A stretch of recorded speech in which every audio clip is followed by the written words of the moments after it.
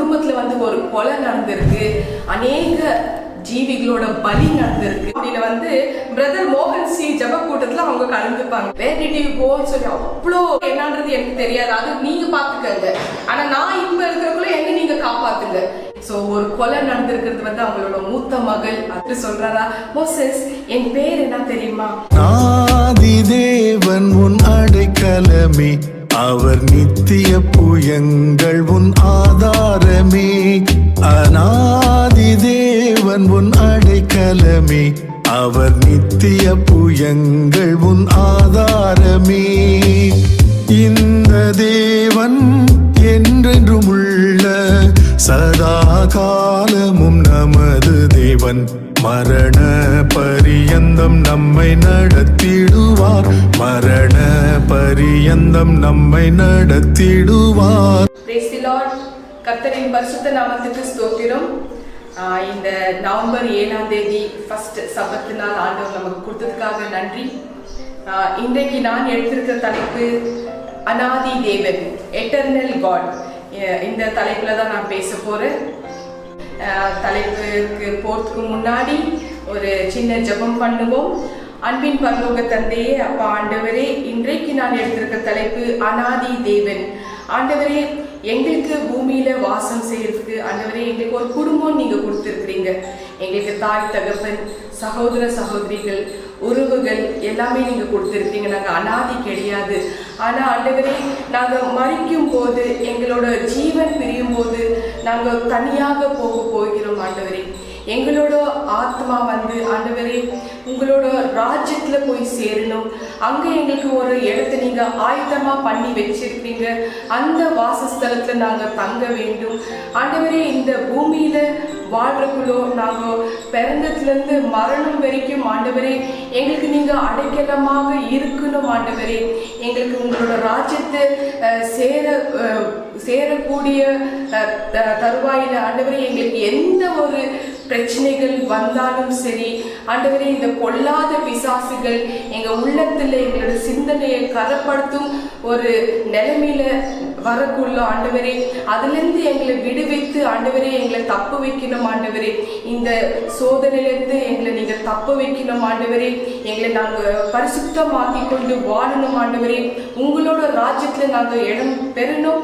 எங்களோட ஆத்மா அங்க இளைப்படையணும். உங்களோட ராஜ்யத்துல நாங்க தங்கணும். அங்கேயும் எங்களுக்கு நீங்க அடைக்கலமாக இருக்கணும். அநாதி தேவனே, நீங்க மட்டும்தான் எங்களோட அடைக்கலமாக இருக்க முடியும்.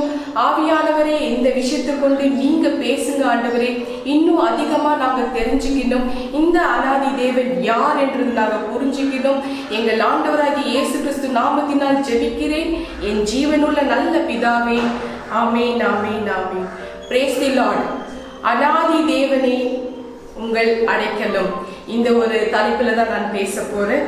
இந்த அநாதி தேவன் பத்தி வந்து பக்தனாகிய மோசஸ் என்ன சொல்றாருனாக்கா, தன்னோட ஜனங்களை, சொந்த ஜனங்களை பார்த்து அநாதி தேவன் தான் உங்களுக்கு அடைக்கலமா இருக்கிறாருன்னு மோசஸ் சொல்றாரு. இந்த வார்த்தையை கொண்டு தன்னோட ஜனங்களை வந்து, இஸ்ரவேல் ஜனங்களை வந்து மோசஸ் வந்து ஆசீர்வதித்தாராம். இந்த ஜனங்களை பார்த்து ஆசீர்வதித்தாராம். வாசிப்போம். டியூட்டரானமி 33:27 வசனம், 33 அதிகாரம் 27 வசனத்தை வாசிப்போம். அநாதி தேவனே உங்களோட அடைக்கலம்னு ஆண்டவர் வந்து அடைக்கலமா இருக்கிறாருன்னு மோசஸ் வந்து தன்னோட ஜனங்களுக்கு பார்த்து சொல்றாரு. உபாகமம் 33:27. அநாதி தேவனே உனக்கு அடைக்கலம், அவருடைய நித்திய புயங்கள் உனக்கு ஆதாரம். அவர் உனக்கு முன்னின்று சத்துருக்களை துரத்தி அவர்களை அழித்து போடு என்று கட்டளையிடுவார். ஆமென். சோ அநாதி தேவன் தான் நமக்கு அடைக்கலமா இருக்கிறாரு. அவர் நமக்கு முன்னாடி நின்று நம்மளோட சத்துருக்கள் எல்லாம் அவரு அழித்து போடுறாரா. சோ அவர் மட்டும்தான் நம்மளுக்கு அடைக்கலமா இருக்க முடியும். அதாவது நம்ம பிறந்ததுல இருந்து மரணம் வரைக்கும் அவர் மட்டும்தான் நம்மள பாதுகாக்க முடியும். அதனால நம்ம அநாதி எல்லாம் கிடையாது, நமக்குன்னு ஒரு தேவன் இருக்கிறார். அந்த தேவனை வந்து மோசஸ் நமக்கு அடைக்கலமா கொடுத்துட்டு போயிருக்கிறாரு. சோ இந்த ஒரு விஷயத்தை வச்சுதான் மோசஸ் வந்து தன்னோட ஜனங்களை வந்து ஆசீர்வதித்தாரா. டியூட்டரானமி 33:1 அதிகாரத்துல தேவனுடைய மனுஷனாகிய மோசஸ் வந்து இந்த வார்த்தை கொண்டு ஜனங்களை ஆசீர்வதித்தாருன்னு எழுதி இருக்குது. டியூட்டர்னமி 33:1 படிப்போம். உபாகமம் 33:1 தேவனுடைய மனுஷனாகிய மோசே தான் மரணமடைய முன்னே இஸ்ரவேல் புத்திரரை ஆசீர்வதித்து ஆசீர்வாதமாவது, கர்த்தர் சீனாயிலிருந்து எழுந்தருளி சேயீரிலிருந்து அவர்களுக்கு உதயமானார். பாரான் மலையிலிருந்து பிரகாசித்து 10,000 பரிசுத்தவான்களுடைய பிரசன்னமானார். அவர்களுக்காக அக்னிமயமான பிரமாணம் அவருடைய வலது கரத்தில் இருந்து புறப்பட்டது. ஆமென். அதாவது என்னன்னாக்கா மோசஸ் சொல்றாரா, டியூட்டர்னமி 34:12 படி தேவனை வந்து முகமுகமாக அறிந்தவர் மோசஸ் சொல்லி வாசிப்போம். டியூட்டர்னமி 34:12 ஏன்னா அவருக்கு அந்த அதிகாரம் இருக்கிறதுனாலதான், அந்த ஒரு விஷயத்தினால்தான் ஜனங்களை வந்து ஆசீர்வதித்தாரா. ஏன்னா தேவனை முகமுகமாக அறிந்த ஒரு தேவ மனிதன் மோசஸ் இந்த விஷயத்தை கொண்டுதான் ஆசீர்வதித்தாரா. ஏன்னா அந்த அதிகாரம் இருந்ததுனால. வாசிப்போம். உபாகமம் 34:12 கர்த்தரை முகமுகமாய் அறிந்த மோசேயை போல ஒரு தீர்க்கதரிசியும் இஸ்ரவேலில் அப்புறம் எழுப்பினதில்லை என்று விளங்கும். ஆமென். சோ அதாவது அநாதி காலத்திலிருந்து அவருக்கு தேவனாகிய கர்த்தரை வந்து இந்த ஜனங்களுக்கு கொடுக்கிறேன்னு சொல்லிட்டு மோசஸ் வந்து ஆசீர்வதித்தாரா. இந்த வார்த்தையை கொண்டுதான் ஆசீர்வதித்தாரா.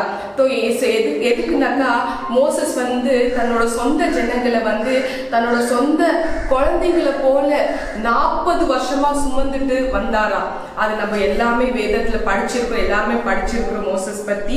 தன்னோட குழந்தைகளை போல 40 வருஷமா மோசஸ் வந்து ஜனங்களை வந்து சுமந்து வந்துட்டு இருக்கிறதுனால அவர் வந்து அந்த ஜனங்களை பார்த்து, ஐயோ என்னோட நேரம் வந்தது, இன்னைக்கு இதுக்கப்புறம் நான் உங்களை பிரிந்து போக போறேன். அதனால உங்களுக்கு அடைக்கலமா எனக்கு தேவனா இருந்த, எனக்கு அநாதி காலமா தேவனாக இருக்கிற ஒரு தேவனை வந்து உங்களுக்கு நான் அறிமுகப்படுத்த போறேன்.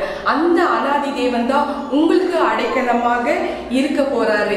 ஏன்னாக்கா இந்த ஜனங்க வந்து 40 வருஷமா மோசஸ் வந்து சுமந்து வந்துட்டு இருக்கிறக்குள்ளோ இந்த ஜனங்கள்லாம் வந்து கூச்சலிடுவாங்களா, தண்ணி இல்லைன்னு சொல்லி கூச்சலிடுவாங்களா, இல்லைன்னா தண்ணி கசப்பா இருக்குதுன்னு சொல்லி கூச்சலிடுவாங்களா, அதுக்கப்புறம் உணவு இல்லைன்னு கூச்சலிடுவாங்களா, இல்லைன்னா நல்ல உணவு இல்லைன்னு கூட கூச்சலிடுவாங்களா. அப்படியெல்லாம் வந்து மோசஸை வந்து அவங்க வந்து அவ்வளோ அந்த மாதிரி கூச்சலிடுறக்குள்ளோ மோசஸ் வந்து என்ன பண்றாரா, கவனமா இந்த ஜனங்களோட கோரிக்கைகள் எல்லாம் கவனமா கேட்டுட்டு போய் தேவன் கிட்ட போய் இந்த விஷயத்தை பத்தி சொல்வாரா. அதுக்கப்புறம் தேவன் கிட்ட கவனமா அந்த விஷயத்தை வாங்கிட்டு வந்து இந்த ஜனங்களுக்கு சொல்வாரா. சோ இந்த மாதிரி ஒரு மீடியேட்டரா வந்து மோசஸ் வந்து இருந்தாரா. சோ எப்படி வந்து தேவன் நம்மளை வந்து குழந்தைகள் போல பாதுகாப்பா வச்சிருக்கிறாரோ அதே மாதிரி மோசஸ் வந்து ஒரு பொறுப்பு கொடுத்து இந்த இஸ்ரவேல் ஜனங்களை 40 வருஷம் காலம் அவர் வந்து சுமந்துட்டு வந்தாரா தன்னோட சொந்த குழந்தைகளை போல. சோ இந்த ஒரு காரணத்துக்காகத்தான் அநாதி தேவனை வந்து உங்களுக்கு நான் அடைக்கலமா கொடுத்துட்டு போறேன். ஏன்னா 40 வருஷம் கழிஞ்சிடுச்சு, இதுக்கப்புறம் நான் போகும் நேரம் வந்துடுச்சு.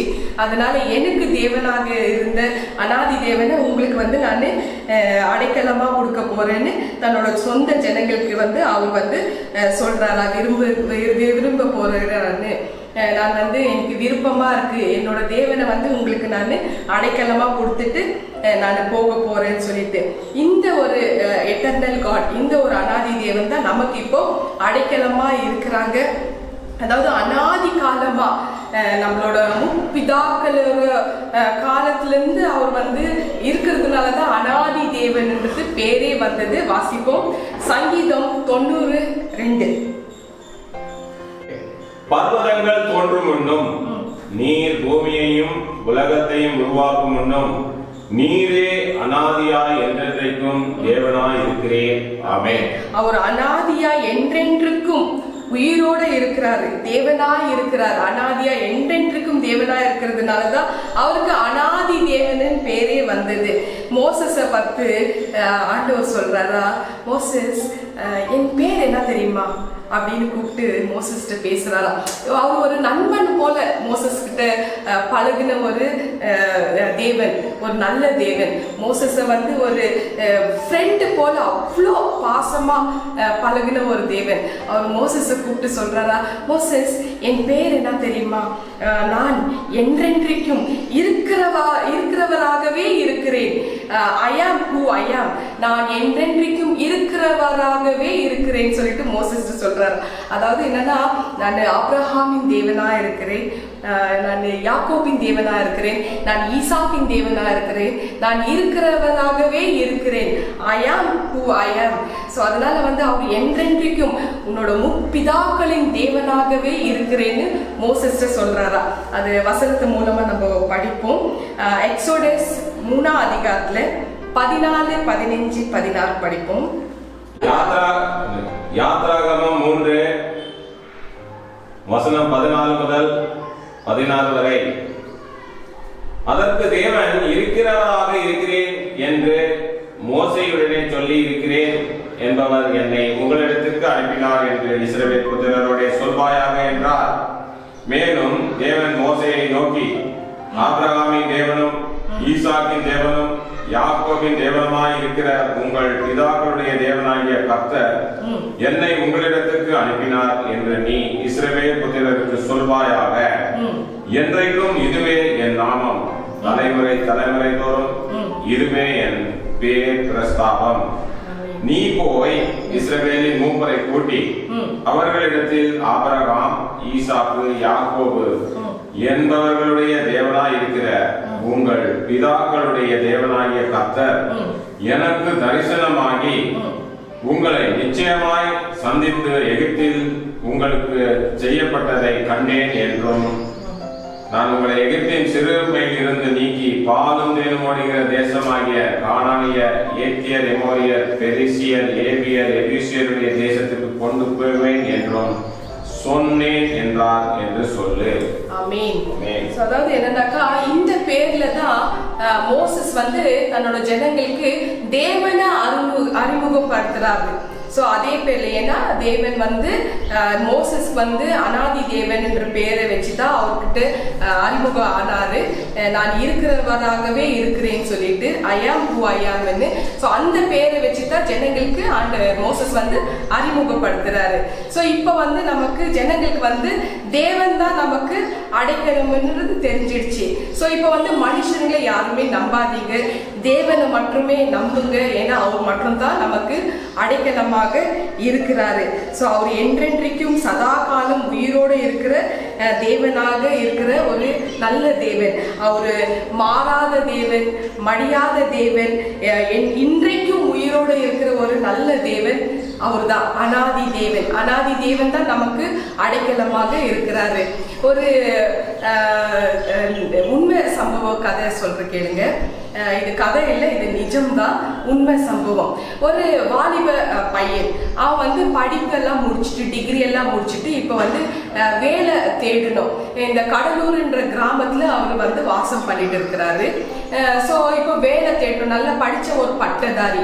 அவங்க வீட்டு பக்கத்துல ஒரு நேபர் இருப்பாங்க. அந்த வீட்டுக்கு வந்து தூர தேசத்துல இருந்து, அதாவது பாம்பேல இருந்து, நார்த் இந்தியால இருந்து வந்து ஒரு குடும்பம் வருது. ஒரு அங்கிள், ஆண்டி, அவங்களுக்கு 3 பசங்க. அந்த குடும்பம் வந்து அந்த நேபர் வீட்டுல தங்குறாங்க. இப்போ அவங்களுக்கு வந்து மொழி பிரச்சனை, அவங்களுக்கு ஹிந்தி, இங்கிலீஷ் தவிர வேற எதுவுமே தெரியாது. ஸோ பக்கத்து வீட்டுல இந்த பட்டதாரி பையன் இருக்கிறதுனால அந்த வந்த ஃபேமிலிக்கு இவரு நம்ம ரொம்ப ஹெல்ப்ஃபுல்லா இருந்தாரா. ஸோ எந்த ஒரு காரியத்துக்கும் அவங்களை அந்த பையனை கூட்டிட்டு போய் அவங்களுக்கு தேவையானதெல்லாம் வந்து நடத்துறதுக்கு வந்து அவங்க ரொம்ப ஹெல்ப்ஃபுல்லா இருந்தாரா இந்த பட்டதாரி பையன். அப்போ அவங்க வந்து ஒரு மாசம் அந்த வீட்டில் தங்கி இருந்தாங்க. இப்போ போற டைம் வந்தது. அந்த ரொம்ப ரொம்ப நெருக்கமா அந்த குடும்பத்தோட இந்த பையன் பழகுறதுனால அந்த அங்கிள் ஆண்டி சொல்றாங்களா, நாங்க பாம்பே போறப்ப உங்களுக்கு வேலை வந்து அங்க நிறைய வாய்ப்புகள் இருக்கு, நீ வந்து ஒருவேளை வேலை தேடிட்டு வந்தீங்கன்னா எங்க வீட்டுல தான் நீங்க தங்கணும் அப்படின்னு சொல்லிட்டு அவங்க கிளம்பி போயிடுவாங்க. ஸோ இந்த பையன் வந்து என்ன பண்றாப்புல, ஒரு நாள் வந்து தன்னோட துணிமணி எல்லாம் பேக் பண்ணிட்டு அந்த வீட்டுக்கு போறாரு. பாம்பேக்கு போய் அந்த வீட்டுல அந்த குடும்பத்துல தங்குவாரு. ஸோ ஏறக்குறைய ஒரு மாசம் அந்த வீட்டில் தங்குவாரு.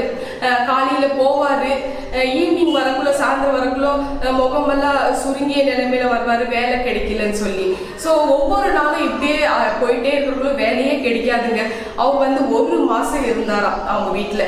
ஸோ அப்போ அவருக்கே கொஞ்சம் இதாகிட்டு, ஐயோ எவ்வளோ நாள் தான் நம்ம இங்கே இருக்கணும் அப்படின்னு சொல்லிட்டு அந்த ஆண்டியை கூப்பிட்டு சொல்றாரா, ஆண்டி எங்கள் சொந்த ஊருக்கே நான் போகிறேன், எனக்கு வேலை கிடைக்கல ஆண்டின்னு சொல்லிட்டு. அப்போ அந்த ஆண்டி சொல்றாங்களா, அவங்களுக்கு 3 பசங்க, ஒரு மூத்த பொண்ணு, 2 ஆண் பிள்ளைகள், சின்ன பிள்ளைகள்.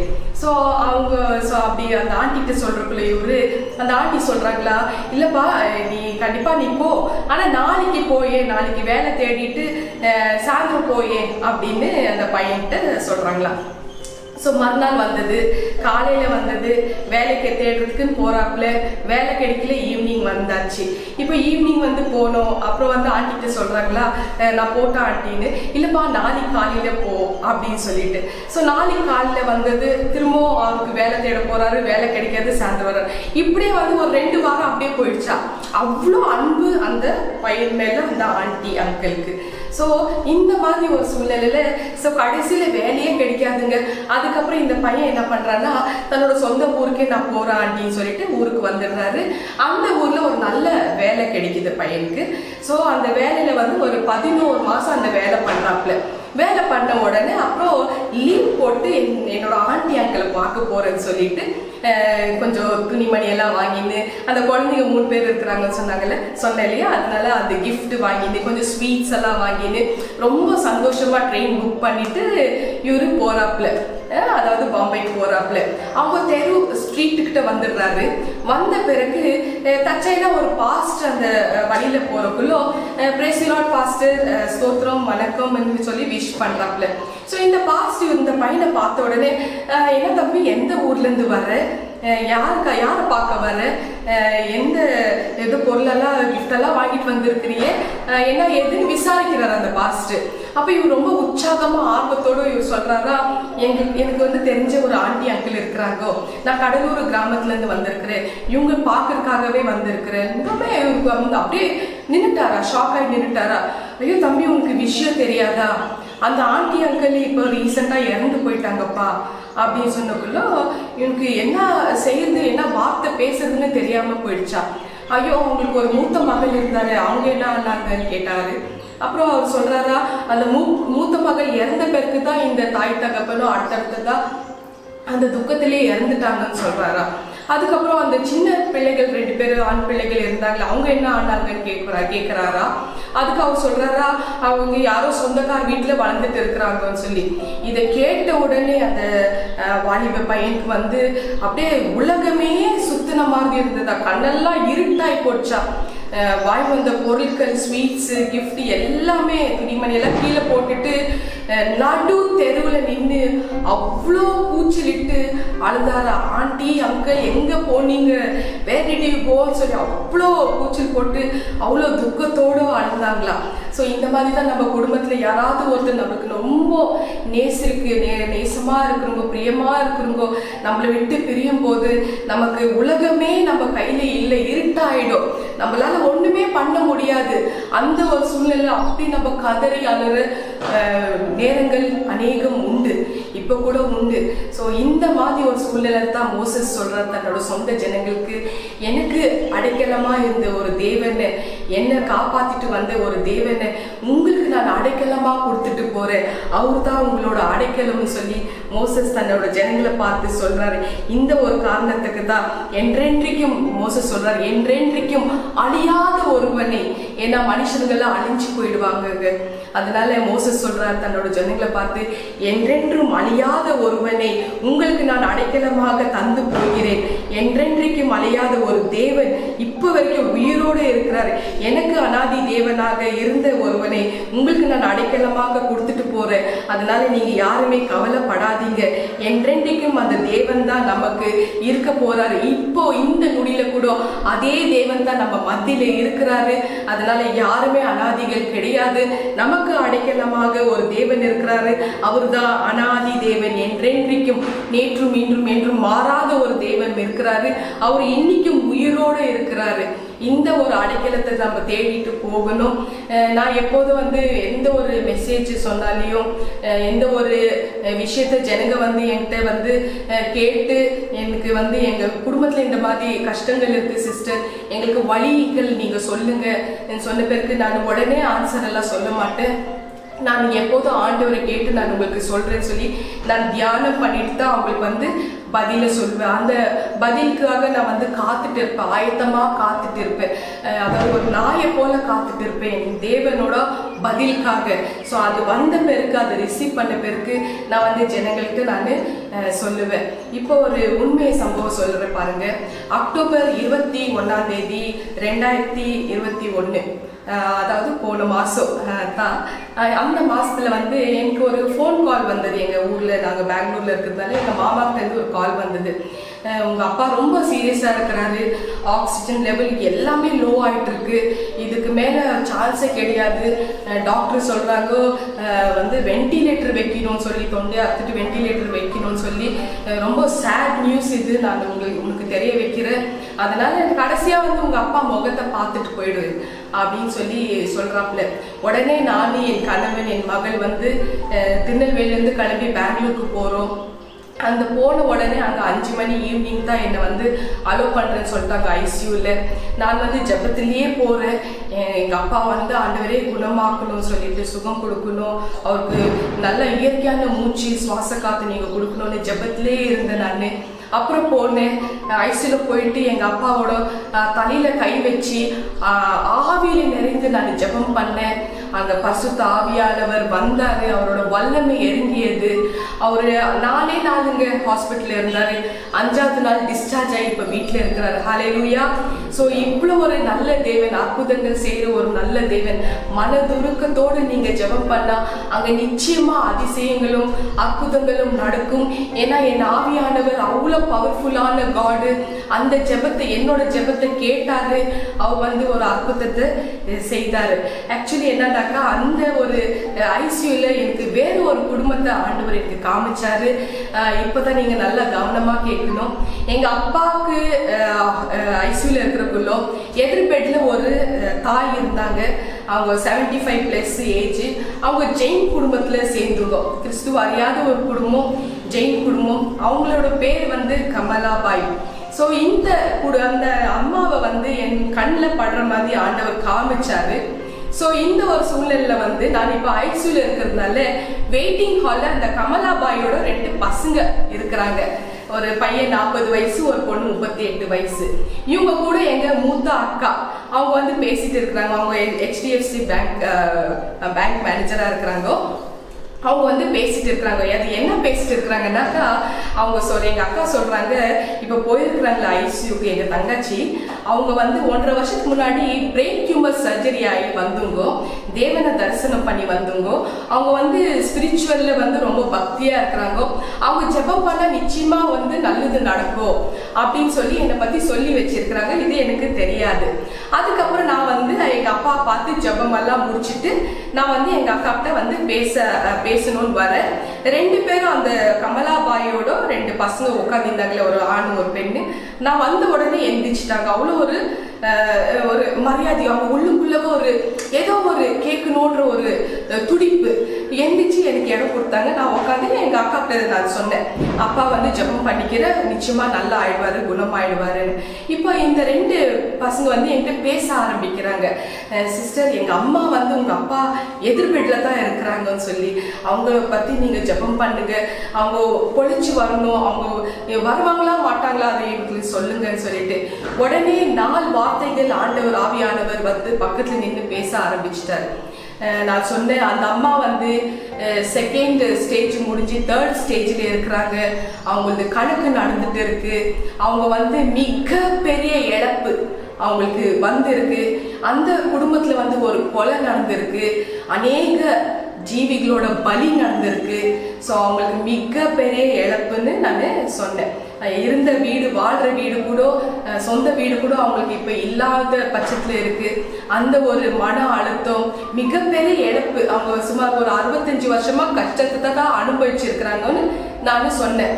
அதுக்கப்புறம் அவங்க வந்து கண்ணில் 2 பேரும் பேரும் தண்ணி விட்டு அழ ஆரம்பிச்சு காலெல்லாம் உழுவ ஆரம்பிச்சுட்டாங்க. நான் என்னடா இது ஏன் இப்படி பண்றாங்கன்னு சொல்லி எழுப்பி அப்புறம் கேட்டேன். சரி நீங்க இப்ப சொல்லுங்க.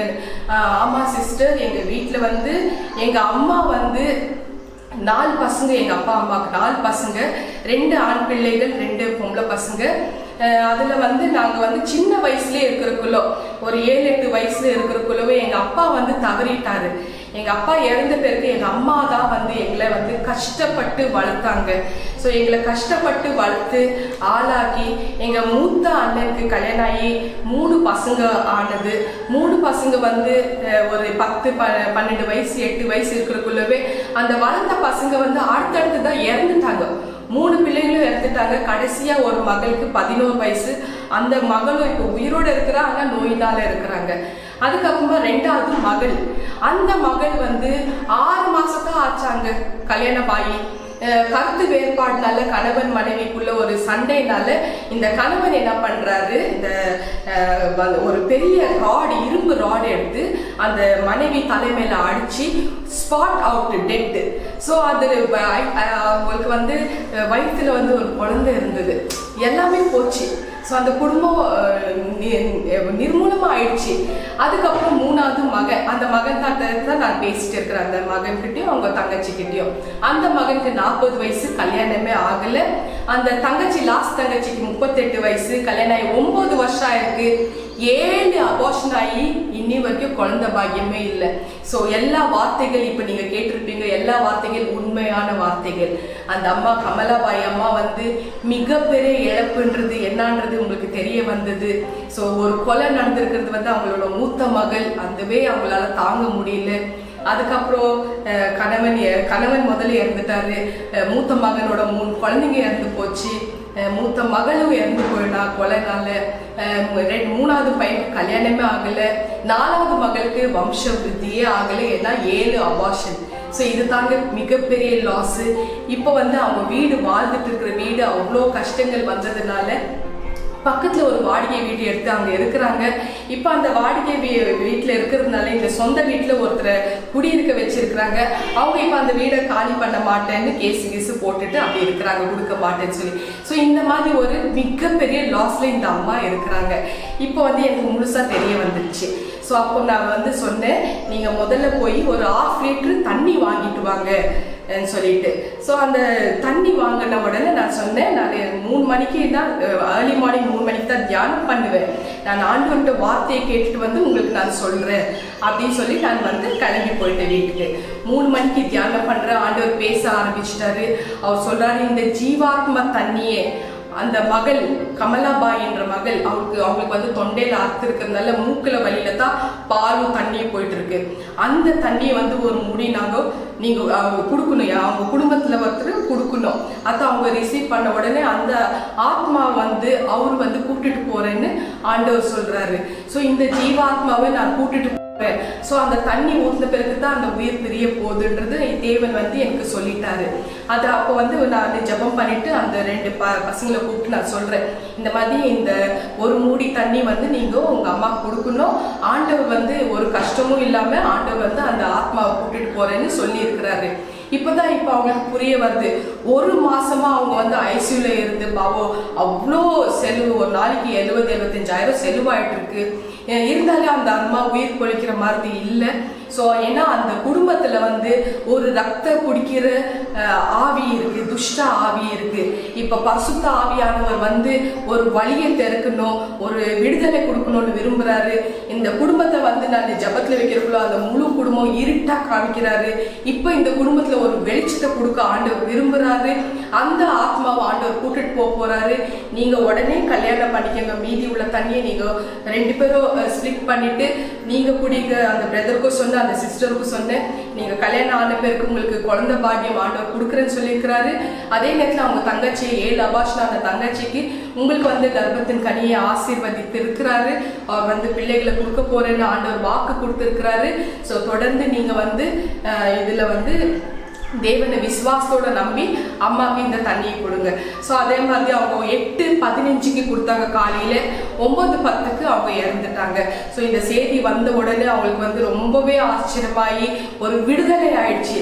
ஏன்னா ஹாஸ்பிட்டல் அவ்வளோ அந்த மாதிரி ஒரு பிரைவேட் ஹாஸ்பிட்டல் வெறும் பணத்துக்கு மற்றதா ப்ளஸ் இந்த ஜீவத்துக்கு வேல்யூவே கிடையாதுங்க. பணம் பணம் பணம் தான். இந்த அம்மாவுக்கு ஒரு விடுதலை கொடுக்கணும்னு ஆண்டவர் நினைச்சாரு, கூட்டிட்டு போனாரு. ஏன்னா அந்த மாதிரி சிலுவையை சுமந்து இருக்கிற ஒரு தாய். இப்போ அந்த பிள்ளைகளுக்கு நான் சொல்லிட்டு இயேசுவோட அன்பை பத்தி சொல்லி இருக்கிறேன். இப்போ முழுசா இயேசுவா அவங்க அக்செப்ட் பண்ணிக்கினாங்க. முழுக்க ஞானஸ்தானம் எடுத்துட்டு குடும்பம் முழுக்கமும் ரட்சிப்புக்குள்ள வந்தாச்சு. ஹல்லேலூயா. இப்போ இதுல என்ன ஒரு சொல்ல வரேன்னாக்கா, இந்த தாய் அந்த 4 பிள்ளைங்களை வளர்த்த விதம், அந்த விதம் தான் ஆண்டவருக்கு ரொம்ப பிடிச்சமான ஒரு விஷயம். அதனால தான் ஆண்டவர் பாரபட்சம் பார்க்காம அவர் சிருஷ்டிகர்த்தர். ஒவ்வொரு மனுஷனும் ஆண்டவர் சிருஷ்டி பண்ணிருக்கிறார் தன்னோட சொந்த குழந்தைகள். ஸோ இந்த குழந்தைகள் எப்படி முறையா வாழ்ந்துட்டு இருக்கிறாங்க, அந்த பிள்ளைகளை எப்படி முறையா ஒழுக்கத்தோட வளர்த்துருக்கிறாங்கன்னு தேவன் பார்த்து இருக்கிறதுனால தான் அந்த கமலாபாய் ஆத்மாவை தன் கூட கொண்டு போறதுக்கு ஆண்டவர் விரும்பினாரு. என் மூலமா அந்த தண்ணி குடிக்க வச்சு அந்த ஆத்மாவை கொண்டு போனாரு. ஸோ ஏன்னாக்கா நிறைய பெண் ஸ்திரீகள் குழந்தைங்க இருக்கிறக்குள்ளோ தன்னோட கணவன் இறந்து போனாலும் சரி, கைவிட்டுட்டு போனாலும் சரி, தவறான வழியில வேசித்தனம் பண்ணி குழந்தைங்களை காப்பாத்துறேன்ற ஒரு நோக்கத்தோட காப்பாத்துறாங்க. இது நிச்சயமா தேவனுக்கு பிடிக்காத ஒரு விஷயம். அதனால தயவு செஞ்சு தவறான வழியில போகாம உண்மையா நேர்மையான வழியில போய் பிள்ளைங்களை வழுங்க. ஏன்னா நிறைய பெண் ஸ்திரீகளை நான் பார்த்திருக்கிறேன். கூலி வேலை செஞ்சு, வீட்டு வேலை செஞ்சு, பாத்திரங்கள் துணிமணி எல்லாம் துவைச்சி போட்டு அந்த வீட்டு வேலை செஞ்சு பிள்ளைகளை வளர்த்த ஸ்திரீகளும் உண்டு, நான் பார்த்திருக்கிறேன். அதே நேரத்துல வேசித்தனம் பண்ணி ஒரு 2 குழந்தைங்களை வளர்க்கிற தாய்களும் பார்த்திருக்கிறேன். நான் தயவு செஞ்சு அந்த தவறான வழியில நீங்க போய் நீங்க கரப்படாதீங்க. பிடிக்காத ஒரு விஷயம். ஸோ இந்த கமலாபாயை அவர் தேர்ந்தெடுத்திருக்கிறாருன்னா அவங்களோட ஒழுக்கம் மட்டும்தான். ஸோ இந்த மாதிரி ஒரு தேவன் தேவனோட நேர்பார்வையில் நம்ம பண்ணிட்டு இருக்கிறதுனால தேவன் பார்த்து ஒவ்வொரு ஆத்மாவுக்கு ரட்சிப்புக்குள்ள கொண்டு அவர் தன்னோட ராஜ்யத்துக்கு சேர்த்துக்கிறாரு. இப்படிதான் நம்மளோட ஆத்மா அவரோட அடைக்கலத்துல போய் சேரப்போகுது, நித்திய ஜீவன்ல போய் சேரப்போகுது. ஏன்னா அனாதி தேவன் தான் நமக்கு அடைக்கலமாக இருக்கிறாரு. ஸோ அவர் என்ன சொல்றாருனாக்கா, மரணம் பரியந்தும் அவர் நம்ம கூடவே இருக்கிறதால பாருங்க, அவர் எப்போது உயிரோட இருக்கிற தேவன். நமக்கு சதா காலம் நம்முடைய தேவன் மரணம் பரியந்தம் நடத்தும் ஒரு நல்ல தேவனா இருக்கிறாரு. அனாதி தேவன் தான் நமக்கு அடைக்கலமாக இருக்கிறாரு. வாசிப்போம் சங்கீதம் 48:14. என்றைக்கும் உள்ள சதா காலங்களிலும் நம்முடைய தேவன் மரண பரியந்தம் நம்மை நடத்துவார். ஆமென். சோ என்றென்றைக்கும் தெய்வமா இருக்கிற ஒரு நல்ல தேவன் மரணம் பரியந்தம் நம்மளை நடத்துவார். அதுதான் இந்த கமலாபாய்க்கு நடந்தது. அவங்க மரணம் பரியந்தம் சிலுவையை சுமந்து இருக்கிறாங்க.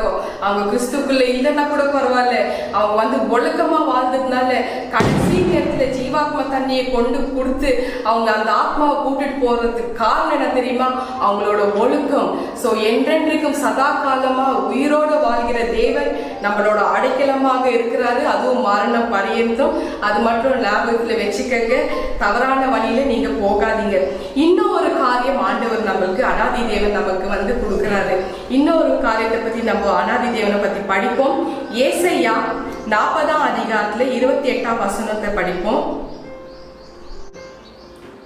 ஹல்லேலூயா. பூமியின் கடையாந்தரங்களை சிருஷ்டித்த கர்த்தராகிய அனாதி தேவன் சோர்ந்து போவதும் இல்லை, இளை படைவதும் இல்லை. இதை நீ அறியாயோ? இதை நீ கேட்டதில்லையோ? அவருடைய புத்தி ஆராய்ந்து முடியாதது. ஆமென். அனாதி தேவன் எப்போதுமே சோர்ந்து போகவே மாட்டாரு, அதுவும் இளைப்படையவும் மாட்டாரு. எப்போதும் அவர் என்றென்றும் சதா காலம் நம்மள நோட் பண்ணிட்டே இருப்பாரு. ஏன்னா அவரோட நேர்பார்வையில தான் நம்ம இருக்கோம். ஒரு நொடி கூட அவர் தூங்கவே மாட்டாரு. அதனால அவர் இழைப்படைகிறதே இல்லை. அவர் மறைவில் வந்து நம்ம ஏதாவது ஒன்று பண்ணாக்கா அவர் பார்க்க மாட்டார்னு நினைச்சு தயவு செஞ்சு தப்பான காரியங்கள் பண்ணாதீங்க. அவர் என்னைக்குமே சதா காலம் பார்த்துட்டே இருப்பாரு. ஏன்னா அவர் வந்து சோர்ந்து போவதும் இல்லை, இழைப்படைவதும் இல்லை. அதுதான் வசனத்தை சொல்லியிருக்கு. ஸோ அதே மாதிரி நம்ம என்ன பண்ணணும், சில விஷயங்களை வந்து நம்ம பண்றதுக்குள்ளோ தேவன் எப்படி சோர்ந்து போறது இல்லையோ அதே மாதிரி நம்மளும் சோர்ந்து போகக்கூடாது. அந்த விஷயம் என்னன்னாக்கா, நல்ல காரியங்களை செய்யறதுக்கு வந்து நம்ம சோர்ந்து போகக்கூடாது. ஸோ நல்ல காரியங்கள் அது வேதத்துல படிக்கலாம். கலாத்தியன் 6:9 படிப்போம். நன்மை செய்கிறதில் சோர்ந்து போகாமல் இருப்போமாக, நாம் தளர்ந்து போகாதிருந்தால் ஏற்ற காலத்தில் அறுப்போம். ஆமென். அதே மாதிரி ரோமன் 2:7 படிப்போம். சோர்ந்து போகாமல் நற்கிரியைகளே செய்கிறது வந்து ரொம்ப நல்ல விஷயங்க. ஏன்னா ஆண்டவர் வந்து எந்த விஷயத்துக்கும் சோர்ந்து போக மாட்டாரு. அதே மாதிரி நம்மளும் அந்த நற்கிரியைகளை பண்றப்ப நம்ம சோர்ந்து போக கூடாது. சோர்ந்து போகாமல் நற்கிரியைகளை செய்து மகிமையையும் கனத்தையும் அழியாமையும் தேடுகிறவர்களுக்கு நித்திய ஜீவனை அளிப்பார். ஆமென். சோ சோர்ந்து போகாம நற்கிரியைகளை செய்யறவங்களுக்கு என்ன கொடுக்கிறார் ஆண்டவர்? நித்திய ஜீவனை அழைப்பார். சோ அதனால வந்து தேவன் எப்படி சோர்ந்து போகாம நல்ல காரியங்கள் செய்யறாரோ அதே மாதிரி நம்ம நல்ல காரியங்களை செஞ்சு நித்திய ஜீவனை வந்து நம்ம பெற்றுக்கொள்ளணும். ஒவ்வொருத்தரும் பெற்றுக்கொள்ளணும். தேவன் வந்து 2 விதமான ஜனங்களுக்கு வந்து நல்ல காரியங்களை செய்யறாரா. ஏன்னா ஒன்னாவது வந்து உலகத்துல பிறந்த அத்தனை பேருக்கும் அவர் சிருஷ்டிகர்த்தரா இருக்கிறாரு. அதாவது எபேசியன்ஸ் 4:6 படி உலகத்துல எல்லாருக்குமே ஒரே தேவன் அவரு தான். அதனால அவர் சிருஷ்டிகர்த்தரா இருக்கிறதுனால உலகத்தில் உள்ள சகல ஜனங்களுக்கு வந்து அவரு நல்ல காரியங்களை செய்யறாரு. வாசிப்போம் வேதத்துல ஆக்ட்ஸ் 14:17. நன்மை செய்து வந்து வானத்திலிருந்து மலைகளையும் செழிப்புள்ள காலங்களையும் நமக்கு தந்து ஆகாரத்தினாலும் சந்தோஷத்தினாலும் நம்முடைய இருதயங்களை நிரப்பி இவ்விதமாய் அவர் தம்மை குறித்து சாட்சி விளங்க பண்ணாதிருந்ததில்லை என்றார்கள். ஆமென். ஆமென். மேத்யூ 5:45 படிப்போம். 44-45. மத்தேயு 5:44-45. நான் உங்களுக்கு சொல்லுகிறேன், உங்கள் சத்துருக்களை சிநேகியுங்கள், உங்களை சபிக்கிறவர்களை ஆசீர்வதியுங்கள், உங்களை பகைக்கிறவர்களுக்கு நன்மை செய்யுங்கள், உங்களை நிந்திக்கிறவர்களுக்காகவும் உங்களை துன்பப்படுத்துகிறவர்களுக்காகவும் ஜெபம் பண்ணுங்கள். இப்படி செய்வதனால் நீங்கள் பரலோகத்தில் இருக்கிற உங்கள் பிதாவுக்கு புத்திரராய் இருப்பீர்கள். அவர் தீயோர் மேலும் நல்லோர் மேலும் தமது சூரியனை உதிக்க பண்ணி நீதியுள்ளவர்கள் மேலும் அநீதியுள்ளவர்கள் மேலும் மழையை பெய்ய பண்ணுகிறார். ஆமென். சோ இது ஒரு பக்கம். இந்த எல்லா சிருஷ்டிகர்த்தருக்கு ஜனங்களோட எல்லா சிருஷ்டிகர்த்தர் தேவனா இருக்கிறதுனால அவரு நீதி உள்ளவருக்கும் அநீதி உள்ளவர்களுக்கும் தீயோர்களுக்கும் நல்லவர்களுக்கும் சூரியனை பண்றாரு, மழையை பெய்கிறாரு, எல்லா நல்ல காரியங்களை வந்து அவர் செய்யறாரு. மறுபக்கம் இன்னொரு ஜனங்கள், இதுதான் நீங்க வந்து நல்லா கவனமா கேட்கணும், தன்னை தேடி வருவர்களுக்கு மட்டும்தான் அவரு நன்மை செய்கிறாரு. சோ இதுல வந்து ஒரு உண்மை சம்பவம் சொல்றேன் பாருங்க. எங்க வீட்டுல வந்து காம்பவுண்ட் பெருக்கிறதுக்கு, இந்த டெரஸ் எல்லாம் பெருக்கிறதுக்கு வந்து ஒரு அம்மா வருவாங்க. அவங்க வந்து காலையில 6 மணிக்கெல்லாம் கரெக்டா வந்துடுவாங்க. அவங்க வந்து அவங்க சொல்லுவாங்க, எனக்கு மேடம் எங்க அம்மா இருக்கிறாங்க, அவங்களுக்கு எப்போதும் உடம்பு சரியாம இருக்கு, அவங்களுக்காக ஜெபம் பண்ணுங்க அப்படின்னு சொல்லிட்டே இருந்தாங்க. அவங்க வந்து ஒரு இந்து குடும்பம். இந்த கமலாபாய் வந்து ஜெயின் குடும்பம், இந்த அம்மா வந்து இந்து குடும்பம். ஸோ இவங்க இப்படி இருக்கிற பட்சத்தில் வந்து நான் சரி ஆண்டவர்கிட்ட நான் ஜெபம் பண்ணி அவரோட வார்த்தையை கேட்டு நான் உங்களுக்கு சொல்றேன்னு சொல்லிட்டு நான் அவங்கள சமாதானப்படுத்தினேன். ஒரு நாள் நான் தியானம் பண்ற 3 மணிக்கு ஆண்டவர் வந்து பேசுறாரு, நீ போ அந்த வீட்டுல போய் ஜெபம் பண்ணு, தலையில கை வச்சு ஜெபம் பண்ணு, அந்த வாயில வந்து அவங்களோட வாயில தண்ணி ஊத்து, நான் அந்த ஆத்மாவை நான் கொண்டு போனோம், அந்த மகளை நான் கொண்டு போனோன்னு ஆண்டவர் சொல்றாரு. ஸோ இப்போ நான் வந்து காலைல 6 மணி ஆகுது, அந்த அம்மா வந்த உடனே உங்க வீட்டுக்கு நாங்க வரோம், நான் வரப்போறேன், நான் வந்து உங்க அம்மாவுக்கு வந்து நான் ஜெபம் பண்றேன் அப்படின்னு சொல்றேன். அந்த அம்மா வந்து சரிங்க மேடம் நான் வீட்டுல சொல்றேன்னு சொல்லி, அவங்க தம்பி வீட்டுல தான் இருக்கிறாங்க அவங்க அம்மா. சரி, அதுக்கப்புறம் நாங்கள் வந்து ஒரு 3 மணிக்கு போகிறோங்க. அந்த வீட்டில் போன உடனே அந்த வீட்டில் உள்ள சொந்தக்காரங்க, அந்த தம்பி வைஃபோட அப்பா அம்மா எல்லாருமே என்னை சுற்றி நின்றுட்டாங்க. நேற்ற பிறகு என்ன கேட்குறாங்க, நீங்க ஜெபம் பண்ண வந்திருக்கிறீங்களா? அவங்க வந்து அவங்கள பத்தி எங்களுக்கு தெரிய வச்சாங்க. ஜெபம்னா அவங்களுக்கு ரொம்ப பிடிக்கும். அதாவது படுக்கையில் இருக்கிற அவங்க தாய் ரொம்ப பிடிக்கும். அவங்க வந்து ஒரு 2 வருஷமா சிக்கா இருந்திருக்கிறாங்க. 7 மாசமா படுக்கை பெட்லயே ஆயிட்டு இருக்கிறாங்க. ஸோ எல்லாமே பெட்லயே போயிட்டு இருக்கு. ஸோ அந்த ஒரு சூழ்நிலை தான் ஆண்டவர் என்ன அனுப்பி விடுறாரு, அந்த மகள் மேல தலையில கை வச்சு ஜெபம் பண்ணி அந்த ஆத்மாவை கொண்டு போனோம். அதுக்கப்புறம் விசாரிச்சுக்குள்ள தான் தெரியுது அந்த அம்மாவுக்கு வந்து இயேசு பத்தி ரொம்பவே பிரியம். நாள் மாவடியில வந்து பிரதர் மோகன் சி ஜப கூட்டத்துல அவங்க கலந்துப்பாங்களாம். நான் விசாரிச்சுக்குள்ள தெரிய வந்தது. அந்த ஒரு நாள் வந்து ஒரு 20 years பிஃபோர் வந்து அந்த அம்மா தன்னோட துணிமணியெல்லாம் எடுத்துன்னு போய் அந்த அங்கேயே தங்கிடலான்னு சொல்லிட்டு போயிட்டாங்களா. ஸோ அதுக்கப்புறம் அவங்க பிள்ளைங்களெல்லாம் போய் கூட்டிட்டு வந்து, இல்லை நீங்க குடும்பம் இருக்கு இங்கேயே இருங்க எங்க கூடன்னு அப்படி தங்க வச்சுட்டு இருந்தாங்களா. இருந்தாலையும் அந்த அம்மா என்ன பண்றாங்க, ஜெபம் புக்கு, பாடல் புக்கு எல்லாம் கொண்டு வந்து தன்னோட தலை பில்லோ கீழே தான் வச்சு படுப்பாங்களா. ஸோ இப்படித்தான் தேவன் வந்து அறிந்திருக்கிறவங்க அவங்க. இப்ப தேவனோட நேர்பார்வையில இருக்கிறாங்க, தேவனை தெரிஞ்சுக்கினாங்க. இப்ப தேவன் வந்து பிரியப்பட்டு அந்த மகளை கூட்டிட்டு போனோம். இப்ப எனக்கு வந்து ஒரு மெசேஜ் வந்து, நீ போய் தலையில கை வச்சு ஜெபம் பண்ணேன்னு. ஸோ இவ்வளவு தாங்க. நான் போறேன், அந்த அம்மா என்ன பார்த்தாங்க, கண்ணில் தண்ணி விட்டாங்க. நான் ஜெபம் பண்ற வரைக்கும் என்ன பார்த்தாங்க. பார்த்த உடனே நான் தலையில கை வச்சு ஜெபம் பண்றேன். அவங்களுக்கு வந்து அந்த ஜீவாத்மா தண்ணி குடுன்னு ஆண்டவர் சொல்றாரு. அந்த தண்ணியை குடிச்ச உடனே அவங்க பரிசுத்தம் ஆயிட்டாங்க. தேவன் வந்து எனக்கு சொன்னாரு, நான் ஜெபம் பண்ணி வந்த உடனே அவங்களை கூட்டிட்டு போறேன்னு. ஆனா இந்த விஷயம் அந்த குடும்பத்துல என்னால சொல்ல முடியல. இருந்தாலும் அவங்க வந்து என்ன ஃபோர்ஸ் பண்ணி கேட்டதுனால அவங்களுக்கு கணக்கு நடந்துட்டு இருக்கு. முடிஞ்ச உடனே ஆண்டவர் கூட்டிட்டு போறாரு. ஆனா இருந்தாலும் 24 மணி நேரத்துக்குள்ள யாராவது கூடவே இருங்க அப்படின்னு சொல்லிட்டு நான் வந்து 5:45 வீட்டுக்கு வந்துடுறேன். வீட்டுக்கு வந்த உடனே நான் இன்னைக்கு ஃபாஸ்டிங் இருந்ததுனால நான் குளிச்சு கிழிச்சு ரெடி ஆகி ஆயத்தமாகி வெயிட் பண்ணிட்டு இருக்கிறேன். இன்னும் எதுவும் தண்ணி கூட குடிக்கல. நான் ஒரு ஃபோன் வந்து 6 மணிக்கு அவங்க பேட்டிக்கிட்டது, எங்க பாட்டி இறந்துட்டாங்கன்னு. ஆண்டவருக்கு நன்றி சொல்லிட்டு அப்பதான் ஒரு கிளாஸ் பாலை குடிக்கிறேன். அதுக்கப்புறம் அந்த குடும்பத்துல வந்து அவங்க ரட்சிக்கப்பட்டு ஞானஸ்தானம் என்கிட்ட தான் எடுத்துக்கினாங்க. ஸோ இந்த ஒரு சூழ்நிலையில வந்து நான் வந்து யோசிக்க ஆரம்பிச்சேன். இப்போ தேவன் வந்து மற்ற மதத்துக்காரங்களெல்லாம் வந்து இப்படியோ அழைத்து கூட்டிட்டு போறாரு, தன்னோட ராஜ்யத்துக்கு கூட்டிட்டு போறாரு. ஏன்னா அனாதி தேவன் நமக்கு அடைக்கலமா இருக்கிறாரு. அந்த ஒரு காரணத்துக்காக தான் யாருமே விட போறது இல்லை. அவரு எல்லாத்தையுமே கூட்டிட்டு போற ஒரே தேவன், நல்ல தேவன் அவர் இருக்கிறாரு. ஸோ அதனால வந்து அவரு பாரபட்சம் பார்க்காத ஒரு தேவன், நல்ல தேவன். அந்த அம்மா வந்து ஒழுக்கமா வாழ்ந்துட்டு இருக்கிறதுனால, தேவனை அறிந்து இருக்கிறதுனால அவரை கூட்டிட்டு போறாரு. இப்ப நடக்கிறவங்க எல்லாருமே வந்து முழுக்க ஞானஸ்தானம் எடுத்துக்கணும், கர்த்தருக்குள்ள விசுவாசி ஜீசஸ் அக்செப்ட் பண்ணிட்டு முழுக்க ஞானஸ்தானம் எடுத்துக்கிட்ட பிறகுதான் பரலோக ராஜ்யம் திறக்க போகுது. ஏன்னா பாவ அறிக்கை பண்ணி மன்னிப்பு கேட்டு விடுதலை ஆகணும். ஆனா படுக்கையிலேயே உயிருக்கு போராடுற ஜனங்களுக்கு வந்து ஒரு 2 ஆத்மா என் மூலமா ஆண்டவர் கொண்டு போறதுனால அந்த சொந்த அனுபவத்தினால சொல்றேன். படுக்கையில ஒரு ஐசியூல இருக்கிறவங்களோ சரி, படுக்கையில வீட்டுல உயிருக்கு போராடுற நிலைமையிலோ சரி, அவங்க வந்து ஜீவாத்மா தண்ணி குடிக்க வச்சு ஆண்டவர் தன்னோட ராஜ்யத்துக்கு கொண்டு போனாரு. ஸோ இப்போ வந்து நான் என்ன சொல்ல வரேன்னாக்கா, நிறைய கிறிஸ்துவங்க என்ன பண்றாங்க, தப்பா நினைச்சிட்டு இருக்கிறாங்க. ஏன்னா நம்ம ஞானஸ்தானம் எடுத்த உடனே, தேவனோட ரத்தத்துல கழுவப்பட்ட உடனே நம்ம என்ன பாவம் செஞ்சாலும் மன்னிக்கிற ஒரே தேவன். கண்டிப்பாங்க உலகத்துல உள்ள சகல பாவங்கள் நீங்க பண்ணி இருந்த பிறகு ஒரு தடவை நீங்க வாயினால அறிக்கை பண்ணி அவரோட ரத்தத்துல கழுவப்பட்ட பிறகு நீங்க பரிசுத்தம் ஆயிடுவீங்க.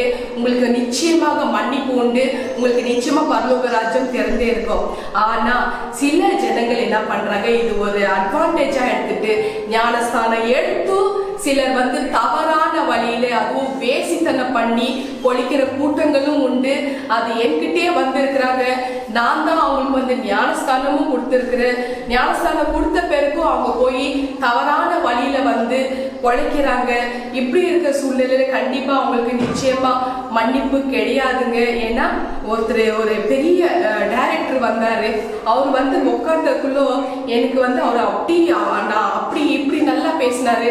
ஆனா நான் வந்து உட்கார்ந்த பிறகு ஒரு 10 நிமிஷம் கழிச்சு பரிசுத்த ஆவியானவர் என் பக்கத்துல வந்து நின்றுட்டு சொல்றாரு, மாம்சத்துல அவர் தப்பு செஞ்சிருக்கிறாரு, ஹீஸ் a sinner, அவர் பாவி, தன்னோட சொந்த மனைவி பிள்ளைகளுக்கு துரோகம் பண்ணியிருக்கிறாரு, அதை சொல்லு என்று சொல்ல வைக்கிறாரு. நான் உடனே அதே வார்த்தை தான் சொன்னேன், நீங்க துரோகம் பண்ணிக்கிறீங்க உங்களோட மனைவி உங்களோட குழந்தைங்களுக்கு. அவருக்கு மறு வார்த்தை வரல, அழ ஆரம்பிச்சிட்டாரு. அழ ஆரம்பிச்சிருந்தோம். அப்பதான் அவர் உண்மையை சொல்றாரு. ஆமா, 1.5 வருஷத்துக்கு முன்னாடி நான் ஒரு விடோவை வந்து நான் அவங்க கூட வாழ்ந்துட்டு இருந்தேன். என்னோட மனைவியும் பிள்ளைகளை விட்டுட்டு அந்த விடோக்கு 2 பிள்ளைகள் அவங்க கூட நான் தனியா குடும்பமே நடத்திட்டு இருந்தேன். அதனால எங்க மனைவிக்கு வந்து மென்டலி அப்செட் ஆயிட்டு அவங்க வந்து மாத்திரை மருந்து சாப்பிட்ற நிலைமைக்கு வந்துடுச்சு. ஸோ இந்த மாதிரி வந்து இந்த ஒரு சூழ்நிலை வந்து இப்போ நான் என்ன செய்யணும், எனக்கு வழி காமிங்கன்னு சொன்னார்.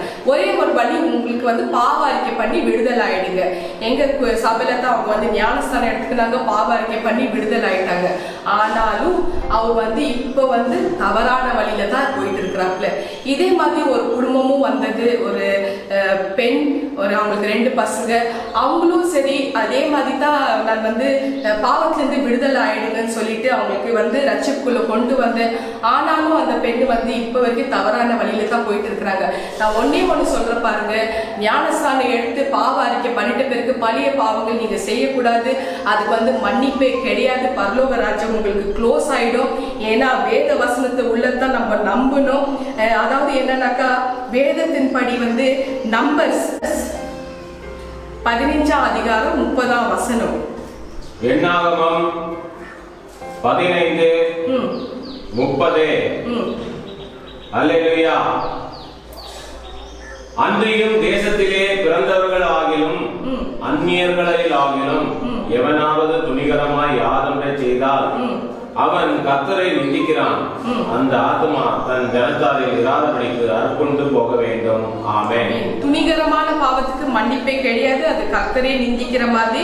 அடுத்தது வாசிப்போம். ஹெப்ரூஸ் 10ஆம் அதிகாரம் 29ஆம் வசனம் வாசிப்போம்.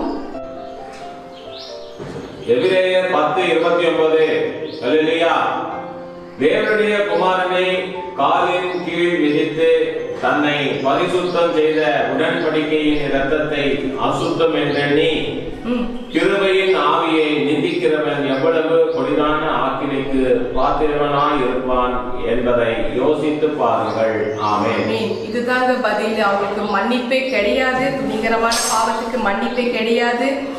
இறைவன் வந்து மனிதனாக அவர் வந்து மாம்சத்துல உலாவணும் போது அவர் நன்மை செய்கிறவராகவே சுற்றி தெரிந்தாரா. எவ்வளவு ஒரு நல்ல தேவன் பாருங்க. அதர்சனமான ஒரு இறைவன், காணக்கூடாத ஒரு இறைவன் மாம்சத்துல வந்து நமக்கு பூமியில வாழும் போது அவர் நல்ல காரியங்களை செய்துட்டு அவர் வந்து சுத்தி திரிந்தாருன்னு வேதம் சொல்லுது. ஆக்ஸ்ல 10:38 படி அவர் நன்மை செய்கிறவராகவே சுத்தி திரிந்தாரா. அதே மாதிரி வந்து மார்க் 1ஆம் அதிகாரம் 40-41 வந்து குஷ்டரோகி ஒருத்தர் வந்து அவரோட காலில் விழுந்து கதறி அழுவும் போது அவருக்கு உதவி செய்தாரா. அதே மாதிரி ஜான் 4ஆம் அதிகாரத்துல 48-50 படி ராஜாவின் மனிதன் ஒருத்தர் வந்து அவங்களோட மகன் வந்து மரணம் நெருங்கிற சமயத்துல வந்து இயேசு வந்து அவருக்கு உதவி செய்தாரா. அதே மாதிரி மேத்யூ 15ஆம் அதிகாரத்துல 31-32 படி ஜனங்கள் வந்து பசியா இருக்கிறக்குள்ளோ அவங்களுக்கு ஒரு அற்புதத்தை செய்தாரா. ஸோ இந்த மாதிரி ஒரு நல்ல காரியங்களை செய்யறதுல அவரு சுத்தி திரிந்தாரா. அவரு ஒரு நாளும் வந்து சோர்ந்து போகவே இல்லை, இலைப்படையவும் இல்லை. அவர் வந்து இன்னைக்கும் நமக்கு வந்து அப்படிப்பட்ட ஒரு தேவன் தான் நம்ம கிட்ட இருக்கிறாரு. நல்ல காரியங்களே செய்துட்டு இருக்கிறாரு. ஒவ்வொரு விஷயத்திலும் அவர் வந்து நல்ல காரியங்களே நமக்கு வந்து பண்ணிட்டு இருக்கிறாரு. அதை நம்ம உணர்ந்து ஃபீல் பண்ணணும். ஏன்னா அவர் வந்து ஒரு நாளும் சோர்ந்து போவதும் இல்லை, இலைப்படைவதும் இல்லை. ஸோ இந்த மாதிரி வந்து நல்ல காரியங்களே செய்துட்டு வந்துட்டு இருக்கிறாரு. லூக்கா 6ஆம் அதிகாரத்துல 35 படி நம்ம நல்ல காரியங்களே செய்வோம். ஏன்னா அதுக்கு நமக்கு வந்து அதிக நிச்சயமாக பலன் உண்டு, பரலோகத்துல பலன் உண்டு. ஏன்னா நம்ம உன்னதமானவரின் பிள்ளைகளா இருக்கிறோம். ஸோ உன்னதமானவர் எப்படி நல்ல காரியங்கள் செய்யறாரு. இந்த மாதிரி நன்றி அறியாதவங்களுக்கு, துரோகிகளுக்கு எல்லாருக்குமே அவர் நன்றி நல்லதே செய்யறாரு. நன்றி இல்லாதவர்களுக்கு எல்லாருக்குமே நல்லதே செய்யறாரு. அப்படி அந்த மனப்பக்குவம் நம்மளுக்கும் வரணும். நல்ல காரியங்களே செய்வோம். நம்ம இன்னைக்கு கூட நம்மளுக்கு தேவன் வந்து நல்ல காரியங்களை செய்துட்டு இருக்கிறாரு. அனாதி தேவன் தான் நம்மளுக்கு அடைக்கலமா இருக்கிறதுனால நம்ம வந்து எந்த ஒரு ஜனங்களும் வந்து நம்ம நம்பவே கூடாது. ஏன்னா நம்ம தேவன் வந்து உயிரோடு இருக்கிற ஒரு தேவன் நம்ம மத்தியில இருக்கிறதுனால அவர் நம்மளுக்கு வாழ்றதுக்கு உண்டான சகல விதமான சம்பூர்ண நல்லதே நம்மளுக்கு வந்து சம்பூர்ணமாக கொடுத்துட்டு இருக்கிறாரு. நம்ம வாழ்றதுக்கு வந்து அவர் நல்ல காரியங்களே நம்மளுக்கு செய்துட்டு இருக்கிறாரு. அவர் ஜீவனுள்ள தேவன் சொல்லிட்டு ஜெரேமியா 10:10 படி சொல்லி இருக்கிறாங்க. அவர் உயிருள்ள தேவனா இருக்கிறாரு. முடியும் பரியந்தம் அவர் உண்மையா நம்ம கூடவே இருக்கிறாரு. மரண பரியந்தம் நம்ம கூடவே இருக்கிறாரு. நல்ல காரியங்களே செய்துட்டு வந்துட்டு இருக்கிறாரு. அப்படிப்பட்ட ஒரு தேவன் தான் நம்ம கூட இருக்கிறாரு. நமக்கு ரட்சகனாக இருக்கிறாரு. நமக்கு உதவி செய்துட்டு இருக்கிறாரு. யோபுக்கு பாருங்க, அவருக்கு வந்து தொல்லை மேல தொல்லை வந்தது, இழப்புக்கு மேல இழப்புகள் வந்தது, துக்கத்துக்கு மேல துக்கம் வந்தது, போராட்டத்துக்கு மேல போராட்டம் வந்தது. அப்படிப்பட்ட சூழ்நிலையிலையும் அவர் வந்து எப்படி இருந்தா தெரியுமா? 10 குழந்தைங்க பாருங்க, ஒரே நாள்ல வந்து 10 குழந்தையும் இழந்து போயிடுச்சு. அவரோட மனைவி வந்து சொல்றாங்க, இன்னுமா நீ உயிரோடு இருக்க விரும்புற? அந்த தேவனை தூஷித்து ஜீவனை விட்டுட, அந்த மாதிரி எல்லாம் பேச ஆரம்பிக்கிறாங்க. தன்னோட நண்பர்கள் வந்து ஆரம்பத்துல ஆறுதல் சொன்ன நண்பர்கள் வந்து அவரோட வாழ்க்கையில சில குறைகளை கண்டுபிடிக்க ஆரம்பிச்சுட்டாங்க. சோ இப்படிப்பட்ட சூழ்நிலையில யோபு என்ன தெரியுமா சொல்றாரு? என் மீட்பர் இன்னைக்கு இப்போ கூட எனக்கு அவர் உயிரோடு இருக்கிறார். அவரு என்னை ரட்சிப்பார். அவரு வந்து என்னை காப்பாற்றுவார். இந்த துயரத்துல இருந்து தூக்கி நிறுத்துவாருன்னு யோபு சொல்றாரு. படிப்போம். யோபு 19 அதிகாரம் 25 வசனம். யோபு 19:25. அல்லேலூயா. என் மீட்பர் உயிரோடு இருக்கிறார் என்றும் அவர் கடைசி நாளில் பூமியின் மேல் நிற்பார் என்றும் நான் அறிந்திருக்கிறேன். ஆமென். ஆமென். என் மீட்பர் உயிரோடு இருக்கிறார். நீங்க அத்தனை பேரை என்னை வெறுத்து தள்ளி விட்டாலும் சரி, என் மீட்பர் உயிரோடு இருக்கிறார். அவர் என்னை ரட்சிக்க வல்லவரா இருக்கிறார். அவர் வந்து என்னை வந்து தூக்கி நிறுத்துவார். இந்த துயரத்திலிருந்து தூக்கி நிறுத்துவார். இன்னைக்கும் அவர் உயிரோடு இருக்கிறதுனால இந்த வார்த்தை அவருக்கு வந்து ஆறுதல் தந்ததா.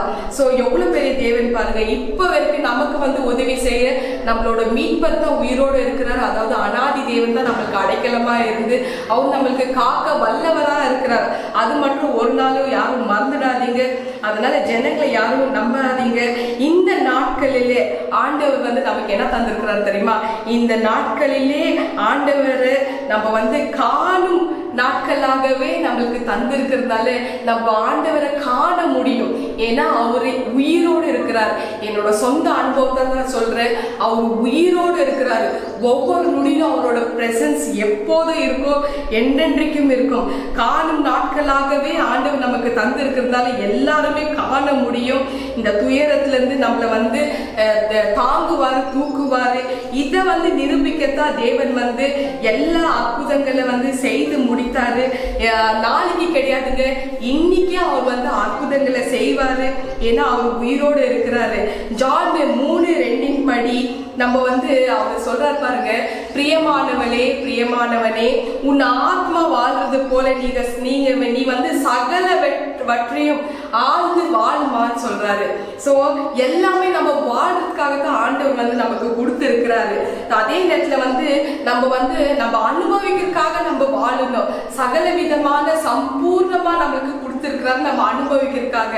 ஆனாலும் நம்ம ஜனங்க என்ன தெரியுமா பண்றோம்? நம்ம எல்லாம் என்ன தெரியுமா பண்றோம்? நம்மளுக்கு வந்து அந்த பொல்லாத சிந்தனைகள் மனசுல வந்து வருதுனால நம்ம வந்து ஆண்டவர் சொல்றோம், நமக்கு வந்து உதவி செய்ய ஒருத்தரும் கிடையாது இந்த பூமியில. அந்த மாதிரி எல்லாம் பேச ஆரம்பிப்போம். சங்கீதம் 4:6 படிக்கலாம். எங்களுக்கு நன்மை காண்பிப்பவன் யார் என்று சொல்லுகிறவர்கள் அநேகர். ஆமா, இந்த மாதிரி ஜனங்க தான் புலம்புறாங்க, நன்மை செய்கிறவங்க யாருமே இல்லைன்னு. ஆனா தேவன் வந்து நேரடியா நம்மளுக்கு நன்மைகள் செய்துட்டு இருக்கிறது அது உணரவே மாட்டேன்றாங்க நம்ம ஜனங்க. சோ இதனாலதான் அவர் வந்து ஆன்மீக ரீதியில கூட நன்மை செய்யலங்க. ஆன்மீக ரீதியிலும் நன்மை செய்யறாரு. உலகத்துல வாழ்றதுக்குள்ளோ எதுலதான் நன்மைகள் செய்யறாரு பாருங்க, நம்ம அனுபவிக்கிறதுக்காக.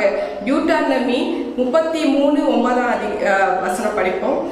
டியூட்டரானமி 33:19 வசனம் படிக்கலாம். நம்மளுக்கு வந்து ஆன்மீக ரீதியிலும் சரி, உலகத்துல வாழ்ற ரீதியிலும் சரி, ஆண்டவர் நம்மளுக்கு நன்மையே செஞ்சுட்டு இருக்கிறாரு. டியூட்டரானமி 33 அதிகாரம் 19 வசனம். உபாகமம் 33:19. அல்லேலூயா. ஜனங்களை அவர்கள் மலையின் மேல் வரவழைத்து அங்கே நீதியின் பலிகளை இடுவார்கள். கடல்களில் உள்ள சம்பூர்ண சம்பூர்ணத்தையும் மணலுக்குள்ளே மறைந்திருக்கும் பொருள்களையும் அனுபவிப்பார்கள் என்றான். சோ இந்த மாதிரி கடலுக்குள்ள மறைந்திருக்கிற பொருட்களும் நம்மளுக்கு அனுபவிக்க ஆண்டவர் கொடுத்திருக்கிறாருன்னா அது எவ்வளவு பெரிய விஷயம். சோ இந்த மாதிரி அதுதான் இயேசு வந்து ஆண்டவரோட அன்பை பத்தி அவரோட குணத்தை பத்தி இயேசு தன்னோட ஜனங்களுக்கு சொல்றக்குள்ளோ, நீங்க பொல்லாதாக இருக்கிறீங்க, உங்களுக்கு பொல்லாப்பு நிறைந்த மனிதரா இருக்கிறக்குள்ளவே உங்களோட பிள்ளைகளுக்கு நீங்க வந்து நல்லது செய்ய நினைக்கிறக்குள்ளோ பரமபிதா நமக்கு நன்மைகள் செய்யறது அதிக நிச்சயம் அல்லவான்னு சொல்லிட்டு மேத்யூ 7:11 சொல்லிக்கிறார். அதை வாசிப்போம். ஆகையால் பொல்லாதவர்களாகிய நீங்கள் உங்கள் பிள்ளைகளுக்கு நல்ல ஈவுகளை கொடுக்க அறிந்திருக்கும் போது பரலோகத்தில் இருக்கிற உங்கள் பிதா தம்மிடத்தில் வேண்டிக் கொள்ளுகிறவர்களுக்கு நன்மையானவைகளை கொடுப்பது அதிக நிச்சயம் அல்லவா? ஆமென். சோ பரமபிதாக்கு நம்ம வேண்டணும், அப்பதான் அது அதிக நன்மைகள் கொடுப்பாரு. அதுதான் நிச்சயமா நம்மளுக்கு கொடுப்பாரு. நம்ம வேண்டுனாக்காக கொடுப்பாரு. நம்ம வேண்டலனாக்கா தானா அப்படியே வந்து உங்களுக்கு அப்படியே கொட்டாது. நீங்க வேண்டி ஒவ்வொன்றும் கேட்கணும். சோ அதுதான் உண்மை. ஏன்னா இயேசுக்கு வந்து இந்த உலகத்துல வந்து வானத்தையும் பூமியும் படிச்சவருக்கு ஜனங்களுக்கு வந்து தூக்கி கொடுக்கறதுல வந்து ஒரு கஷ்டமும் கிடையாது, கடினம் கிடையாது. ஏன்னா வசனம் சொல்லுது மேத்யூ 28:18 படி இயேசுக்கு வந்து வானத்திலிருந்து பிள்ளைகளுக்கு வந்து என்னென்ன பொருட்கள் வேணும்னு எடுத்து கொடுக்கறதுல அவ்வளவு கடினம் கிடையாது. ஏன்னா அவருக்கு எல்லா உரிமைகள் ரைட்ஸ் உண்டு. ஏன்னா வானத்தையும் பூமியும் சகல அதிகாரமும் அவருக்கு கொடுக்கப்பட்டது. ஆனாலும் தேவன் இயேசு வந்து என்ன தெரியுமா சொல்றாரு, உங்களிடத்திலிருந்து என்ன இருக்கு அதை எனக்கு கொடுங்க, அதுல வச்சுதான் நான் அற்புதம் செய்வேன். அதாவது என்னன்னாக்கா 3 நாள் அவரோட உபதேசம் கேட்டுங்க வந்து பசியில வந்து சோத்து போறதுனால இயேசு சொல்றாரு, உங்களிடத்து என்ன இருக்கு கொடுங்க. அதாவது 7 அப்பங்கள் இருக்குதுன்னு சொல்லிட்டு சில சிறு மீன்கள் இருக்குன்னு சொல்லிட்டு சோ அந்த 7 அப்பங்களை வாங்கிதான் அவர் பாருங்க அற்புதத்தை செஞ்சாரு. அந்த சாப்பிட்டு அந்த 7 அப்பங்கள்ல அந்த சிறு மீன்களை சாப்பிட்டுங்க புருஷன்மார்களே வந்து 4000 பேர் இருந்தாங்க. அதுக்கப்புறம் மீதி அந்த ஸ்திரீயர்கள் பிள்ளைகள் வந்து அந்த 7 கூட நிறைந்திருந்தது. அந்த துணிக்கைகள் அவ்வளவோ சாப்பிட்டு இது அவங்களுக்கு வந்து பசியை மாத்தினாரு. சோ இந்த மாதிரி வந்து அவங்கள்ட்ட என்ன இருக்குது அதை கேட்டு அதுலதான் அவர் வந்து அற்புதத்தை செய்யறாரு. சோ ஏன்னா அவருக்கு எல்லா அதிகாரமும் இருக்கு. ஆனா உங்கள்கிட்ட இருக்கிறது நீங்க கொடுத்தது பிறகுதான் உங்களுக்கு அதுல வச்சுதான் ஒரு நல்ல காரியங்கள் செய்வாரு. இதுதான் நம்ம வந்து கவனிக்கணும். நம்ம கிட்ட இருக்கிறத வச்சுதான் அவர் வந்து அற்புதத்தை செய்வாரு. தானா வந்து டக்குன்னு உங்களுக்கு மேஜிக் மாதிரி எதுவும் வராது. அதை நீங்க மனதில் வச்சுக்கோங்க. ஸோ இந்த மாதிரி ஒவ்வொரு விஷயமும் தேவன் வந்து அனாதி தேவன் வந்து நம்ம அடைக்கலமா இருக்கிறதுனால அவர் ஒவ்வொரு விஷயத்த வந்து நோட் பண்ணிட்டு இருக்கிறாரு. பரலோகத்துல வந்து எல்லா ஐஸ்வர்யம் பொக்கிஷங்கள் எல்லாமே அங்க உண்டு. அங்க வந்து எல்லா கோல்டு டைமண்ட்ஸ் மரகதம் கோமேதகம் எல்லா விலை உயர்ந்த பொருட்கள் எல்லாமே அங்க உண்டு. ஸோ அந்த ராஜ்யத்துல போய் நம்ம ஆத்மா போய் சேரணும். இந்த பூமியில வந்து ஆண்டவர் நம்மளுக்கு சில வாழ்றதுக்கு உண்டான சம்பூர்ண பொருட்கள் கொடுக்கறது அனுபவிக்கிறது மட்டும்தான். அதை வந்து சேர்த்து வச்சா அதுக்கு மேல ஆசை நீங்க படாதீங்க. ஆனா ஏன்னா ஆசைப்பட்ட அத்தனை ஆத்மாக்களும் இப்ப அழிஞ்சு போயிருக்கு. தேவன் வந்து எதெல்லாம் நீங்க ஆசைப்பட்டீங்க அதெல்லாம் உங்களுக்கே கொடுத்துட்டு இருக்கிறாரு. ஸோ நீ ஆசைப்பட்ட எல்லா பொருட்களும் பிளாக் பொருட்கள் சொல்லிட்டு கருப்பு பொருட்கள் சொல்லிட்டு மாத்திட்டாரு. நீங்க நிலத்து மேலும் சரி வீட்டு மேலேயும் சரி பொருட்கள் மேலேயும் சரி ஆசைப்பட்டா அந்த ஆத்மாக்கே கொடுத்துடுவாரு. அது வந்து கருப்பு பூமியா மாத்தி நீங்க அங்கேயே இருக்க போவீங்க. ஏன்னா அது மேல நீங்க ஆசைப்படாதீங்க. நீங்க வந்து பரலோகத்துல இருக்கிற ராஜ்யத்தை தேடுங்க. அங்க எல்லாமே பொருட்கள் எல்லாமே உண்டு. அந்த இடத்துல வந்து ஆயத்தம் பண்ணி ஆண்டவர் வச்சிருக்கிறாரு. அந்த இடத்துல போய் நீங்க வாசம் செய்யுங்க. ஏன்னா அனாதி தேவன் தான் நமக்கு அடைக்கலமா இருக்கிறதுனால அதையே நம்ம வந்து நோக்கி செல்வோம். இந்த வாழ்க்கை வாழ்றது வந்து தேவனோட சித்தத்தின்படி நம்ம வாழணும். நம்ம வந்து ஒருவேளை தப்பு செஞ்சு இந்த பாவ அறிக்கை பண்ணி மன்னிப்பு கேட்டு விடுதலை ஆயிக்கங்க. அவரோட ரத்தத்தினால கழுவப்பட்டு முழுக்க ஞானஸ்தானம் எடுத்து கர்த்தருக்குள்ள வந்துடுங்க. அனாதி தேவன் வந்து மாறாத தேவன், மடியாத தேவன். இன்றைக்கும் அவர் உயிரோட இப்போ பிரசன்ட், இப்போ இந்த நொடியில் அவர் உயிரோட இருக்கிற தேவன். அவரோட சத்தத்தை நான் கேட்டுட்டே இருக்கிறேன். என்னைக்குமே எப்போதும் கேட்டுட்டே இருப்பேன். எனக்கு தெரியும். ஏன்னா நான் தான் அதுக்கு ப்ரூஃப். ஸோ இப்போ தேவன் இல்லை கிடையாது, அவருக்கு சிலுவையில் அருந்து தொங்க போட்டாங்க, அவ்வளோதான், அதோட முடிஞ்சிச்சு. அதெல்லாம் கிடையாது. ஆவியானவர் இன்னைக்கு இப்போ இந்த நொடியில உயிரோடு இருக்கிறாரு. நம்ம ஆத்மா வந்து வாழணும், நித்தியமா பரலோகத்துல வாழணும். நம்ம ஆத்மா இளைப்பாறுதல் ஆகணும். அதுக்கு ஒரு அடைக்கலம் அனாதி தேவன் மட்டும்தான் நமக்கு கொடுக்க முடியும். நித்திய ஜீவன் மட்டும்தான் நம்மளுக்கு நோக்கமா இருக்க முடியும். ஒவ்வொரு தேவ பிள்ளைகளும் எவ்ரிடே இந்த ஒரு ஜெபத்தை நீங்க பண்ணுங்க. ஏன்னா எதிர்காலம் என்னன்றது நம்மளுக்கு தெரியாது. நம்ம எத்தனை நாள் நம்ம இந்த பூமியில வாழ போறது யாருக்குமே தெரியாது. நம்ம சொந்தக்காரருக்கு தெரியாது, நம்ம ஃப்ரெண்ட்ஸுக்கு தெரியாது, ஏன் நமக்கே தெரியாது நம்ம எதிர்காலம் என்ன இருக்க போகுதுன்னு. நம்ம காலம் எத்தனை காலம் வாழ போறது நமக்கு தெரியாது. ஆண்டவர் தவிர அவருக்கு தெரியும்.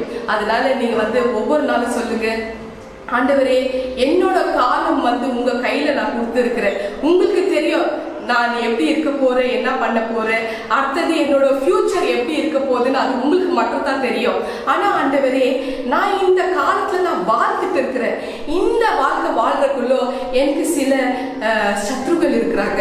அவங்க என்னை வந்து என்னைய தொன்று பண்ணிட்டே இருக்கிறாங்க, என்னை துன்பப்படுத்திட்டே இருக்கிறாங்க, என்னை காயப்படுத்திட்டே இருக்கிறாங்க, என்னை வந்து நோக்கடிச்சுட்டே இருக்கிறாங்க. என் குடும்பம் அழியணும்னு நினைக்கிறாங்க, நான் வந்து நிர்மூலம் ஆயிடணும்னு நினைக்கிறாங்க, நான் அழிஞ்சு போயிடணும் நினைக்கிறாங்க, என்னை சபிச்சுட்டு இருக்கிறாங்க.